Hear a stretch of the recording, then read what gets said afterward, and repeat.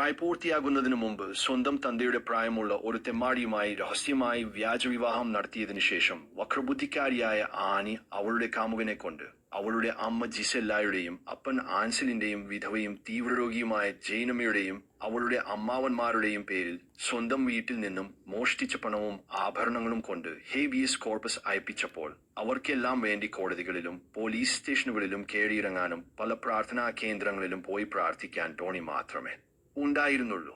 പ്രായപൂർത്തിയായില്ല എന്ന് തെളിയിക്കുന്ന അവളുടെ ജ്ഞാനസ്നാന സർട്ടിഫിക്കറ്റ് വാങ്ങാൻ വേണ്ടി ടോണിയുടെ സുഹൃത്തായ ഫാദർ ഡേവിഡിനെ കാണാനും ടോണിക്ക് മുഴനണിഞ്ഞ് പല തവണ നടക്കേണ്ടി വന്നു. പിന്നെ അത് ഹൈക്കോടതിയിൽ ടോണിക്ക് ഒറ്റയ്ക്ക് പോകേണ്ടി വന്നു.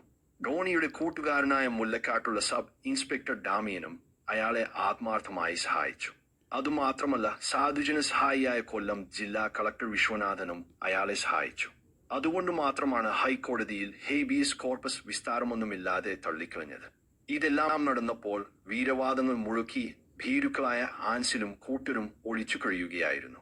ഇപ്പോഴിതാ ആനിയും അവളുടെ ഇംഗ്ലീഷ് ഭർത്താവും കുട്ടികളും നോ ബ്രിട്ടീഷ് ജാടക്കാരായ ആൻസിലും ജിസെല്ലായും തങ്കശ്ശേരി പള്ളിക്കടുത്തുള്ള അവരുടെ വീട്ടിൽ നിന്നും 4 മണിക്കൂറോളം നവാകർഷകമായ ആഡംബര വാഹനത്തിൽ സഞ്ചരിച്ച് കന്യാകുമാരി ജില്ലയിലെ ഒഴുക്കാമ്പാർ മാതാവിന്റെ പള്ളിക്കടുത്തു താമസിക്കുന്ന ആനിയുടെ പണക്കാരനായ അമ്മാവൻ ഡോക്ടർ ഹിൽട്ടന്റെ വീട്ടിലും ജൈനമ്മയുടെയും ടോണിയുടെയും ശത്രുക്കളുടെയും വീടുകളിലും അടിക്കടി പോകുന്നു.